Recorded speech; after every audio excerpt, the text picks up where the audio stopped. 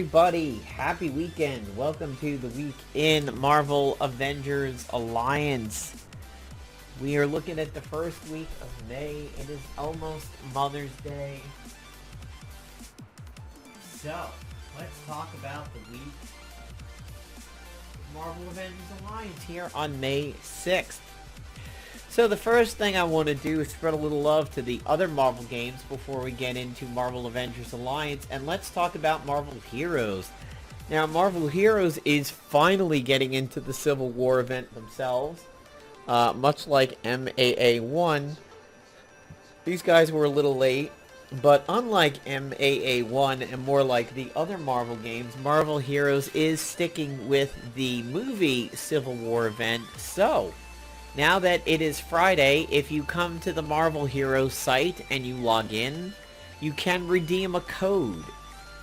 This code will allow you to either get Iron Man or Captain America. You basically click on the word redeem and then type in Team Cap or Team Iron Man, and it will give you the character in game. Now, it expires Monday, May 9th, so you have to get on this pretty quickly. I'm going to type in Team Iron Man even though I had done Team Captain. And okay, so yeah. I have Captain in game now. I already had an Iron Man, which is why I did Team Captain. And today's background music is brought to you by Best Glitch Hop Gaming Mix 2016. Link will be in the description. So, that's a nod to Marvel Heroes. I'm glad they're finally getting involved in it. It is probably one of the biggest games out of all of Marvel's property right now, with Tiny Academy, MFF, MCC, and MAA 1 and 2, and probably also Marvel Pinball, if you want to consider them. So, today's daily mission was a tech mission, and it was the Guardians of the Galaxy villains, and it was Epic Gear. Taking a look at it, these are some of the items of today's gear. Nothing particularly fancy for me on my first drop. I did Deathlok, Deathlocket, and Omega. Omega's one of my favorite tech heroes because not only can she tank, but she can heal and cleanse, so she's pretty handy for the tech dailies. I discovered that, man, that Deathlok and Deathlocket, I'm just going to call them the Deathlocks. Wow, they were really, really good teamed up with each other. Their damage, especially like around, round 3 and 4 and everything like that, was off the charts. I had one of them do a 36k crit, and these are not heroes that I even really have ISO'd that much, although Deathlok does have some, because he is used as a forced team-up in Chapter 10. But, man, just killer damage output from these guys. So, here's my Deathlok at 15. He's got some ISOs. He's got collateral damage and triggered. He has his disseminating and his topical. And my Deathlockette really has, like, nothing. It's just surprising damage output from them. I will not be surprised if, and I'm going to call this right now, and I'm not saying I'm trying to give people ideas about this, but I'm going to call it right now and say that Deathlocket and Deathlok could be easily part of Fatal Finish Blaster blow-up teams. One of the main reasons being is that he has this AoE grenade which does exhausted neutralized. So, of course, it shuts down tacticians and it shuts down bruisers. But also the biotech launcher has removed buffs and despair. Plus the fact that you can, because they're both double ISO blasters, you can give them fatal finish and something else. Triggered's pretty good for him because you can get double shots on the biotech. And over here, Deathlocket does have gun attack, so she could also be pretty good on triggered. Her flamethrower, man, I switched her combat to combat subroutine, and I watched her flamethrower just annihilate. And considering that's Guardians of the Galaxy villains, it was pretty solid. I was really impressed and thought, wow, these two actually make a really good team up thanks to all of the combat data and everything. Especially, I mean, if you let both of them build up on, like, multiple attackers or people who counter, like, Supergiant procced mind games on one of my people, and both of the Deathlocks added combat assessment to her when that happened. I was like, wow, that's an interesting way of stacking. So the other day I did a Cloak and Dagger discussion video, and I uploaded that. I basically talked about who I think would work well with Cloak and Dagger and who might be a decent counter. Again, want to throw that nod to Carolina Dean because of the fact that her shield makes you immune to dark effects.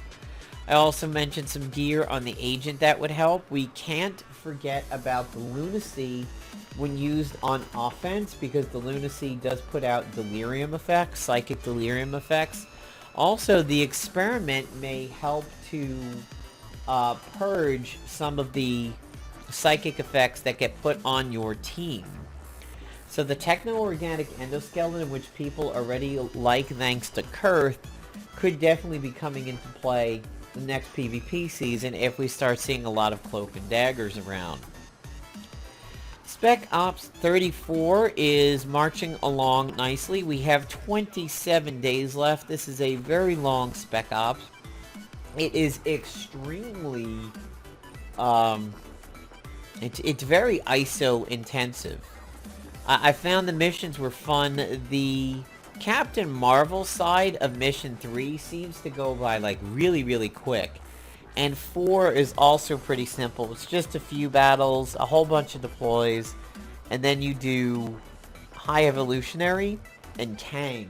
It has been recommended during my stream today that if you have the Deb, the Little Debbie, the Dark Energy Blade, bring it with you for the last couple of fights, as it will help immensely. I do know that, considering it's High Evolutionary, the Scroll of Runamaroth, or Manipulated, always does very well against him, because he likes to purge his debuffs. I'm currently researching the Cognitive Foreboding. This is the one that does the buff-debuff, so you have the melee one, the attacking one, the ranged one, and the buff-debuff one.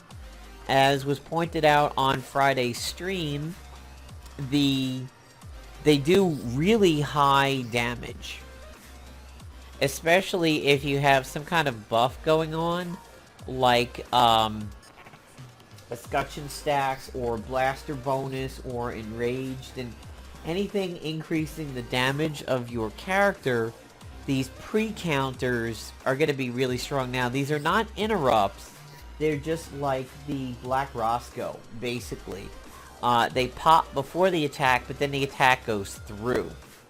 I do believe that is what they are intending, because it says preemptively counter but not negate. So it's kind of like Quicksilver's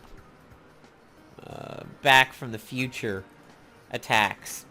So you have to get all 34 tasks to get Lady Thor, J Thor, Thorette, Thor Tits. Oh, people got a lot of names. I call her Jathor for Jane Thor.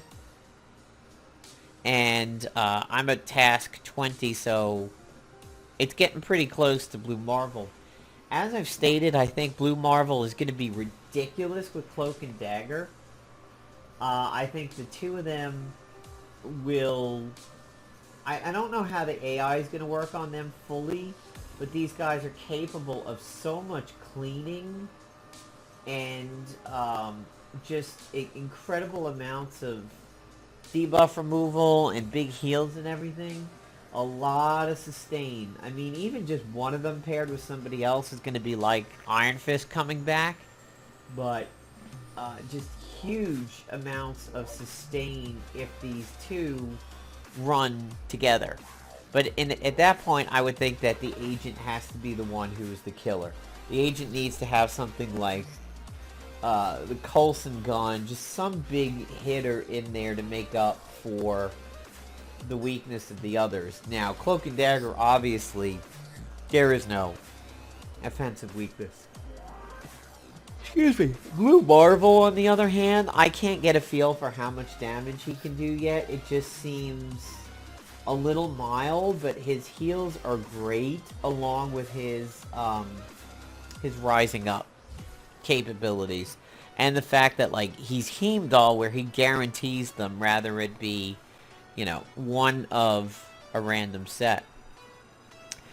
Just recently, yay for me, last night, I managed to pick up Blade's ISO over here in Chapter 10.